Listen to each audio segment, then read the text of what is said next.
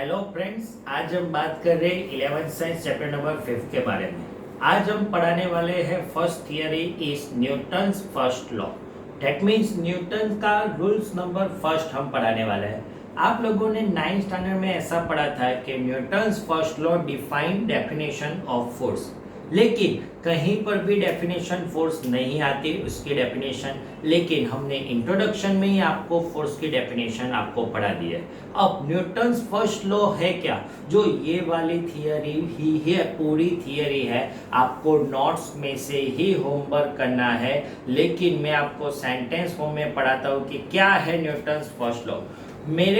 मेरा कोई आइए ऑब्जेक्ट है, उस पर हम कोई भी फोर्स नहीं लगा रहे हैं। Without any force, steady object can be steady. That means ये steady होगा तो वो steady का steady रहेगा. And moving object continuous uniform speed moving. That means without any force, हम पर कहीं पर भी force नहीं लग रहा है, then steady object become steady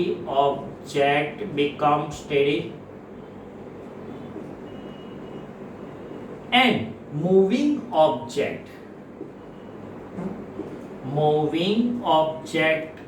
become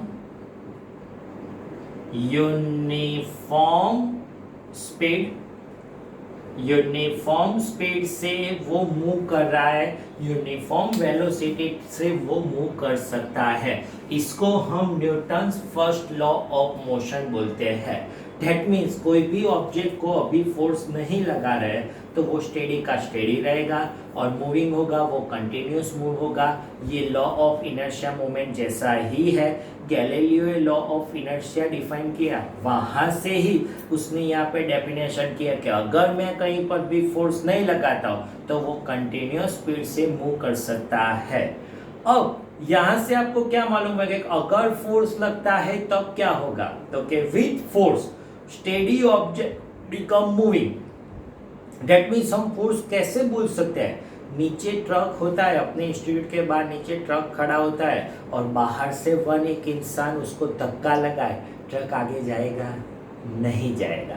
truck आगे नहीं जाएगा, दैट मीन्स ट्रक पे वो फोर्स उसको हम नहीं बोल सकते, जिसकी वजह से दैट मीन्स अगर हम 15 बच्चे लोगों को बोलते हैं कि ट्रक को धक्का लगाए तो ट्रक आगे जाएगा, कि जिसकी वजह से स्टेडी ऑब्जेक्ट मोशन कर देता है उसको ही हम फोर्स बोलते हैं।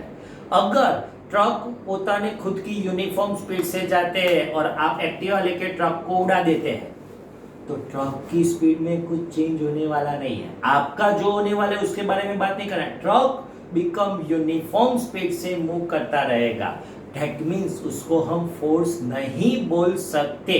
तो फोर्स में with reason steady object can moving and moving object can changing velocity बोल सकते हैं। और फर्स्ट रूल्स यही मोमेंट का है कि मोमेंट ऑफ इनर्शिया के लॉ ऑफ इनर्शिया के रूल्स से ही फर्स्ट रूल डिफाइन हो गया है। तो अगर कोई ऑब्जेक्ट पे फोर्स लगता है और वो स्टेडी होता है, मींस उसका नेट फोर्स 0 हो जाएगा। नेट फोर्स मींस बहुत सारे फोर्स के रिजल्टेंट फोर्स 0 हो जाएगा। और ये हो गया न्यूटन्स फर्स्ट लॉ। ये भी आपको नोट्स में से ही लिखना है। अब न्यूटन सेकंड लॉ पढ़ाने के लिए सबसे पहले हमें आपको पढ़ाना पड़ेगा मोमेंटम। नाउ मोमेंटम क्या है? मोमेंटम सिंबल, क्यों हम ये मोमेंटम डिफाइन करने वाले हैं, तो मैं आपको बोल देता हूं only mass some limitation that means can not be defined motion. Only velocity can not be defined motion. हम ओनली मास लेते हैं तो मोशन डिफाइन नहीं कर सकते। हम एग्जांपल बोल रहे हैं, आपके यहाँ से आप मोशन कर रहे हैं और आपके सामने से 2 ऑब्जेक्ट है, 1 become 100 kg and 1 become 1 kg। आप किससे बचने के प्रयत्न करेंगे? तो कोई बच्चा ऐसा बोले सर 1 kg से बचेंगे नहीं, लेकिन मैं ऐसा बोलता हूँ कि 100 केजी वाला स्टेडी ऑब्जेक्ट हो तो उससे बचना मुश्किल है। सेकंड एग्जांपल, 1 केजी वाली बुलेट है और 100 केजी वाला ट्रक है, तो बुलेट की स्पीड बहुत ज्यादा होगी, फायर हो जाने के बाद हम लुढ़क जाते हैं, लेकिन वो ट्रक की स्पीड बहुत कम हो अगर तो हम बच सकते हैं। Means only mass can not be define motion. ना ओनली वेलोसिटी के बारे में बात कर रहे हैं। 2 object come with 5 metre per second, आप किससे बचने के ट्राई करेंगे? 5 मीटर पर सेकंड, दोनों ऑब्जेक्ट आपकी तरफ 5 मीटर पर सेकंड की स्पीड से आ रहे हैं, स्पीड तो सेम है, तो हम बोल सकते हैं 1 become cycle and second become truck है, तो आप ट्रक से ही बचने की ट्राई करेंगे। That means only velocity motion define नहीं हो सकता, उसके लिए हम डिफाइन करेंगे मोमेंटम।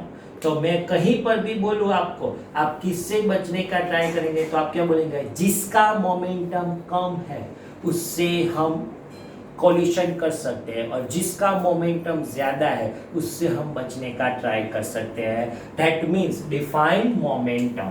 और मोमेंटम की डेफिनेशन क्या है? तो कि मोमेंटम की फॉर्मूला है P equal to mv। Definition, the product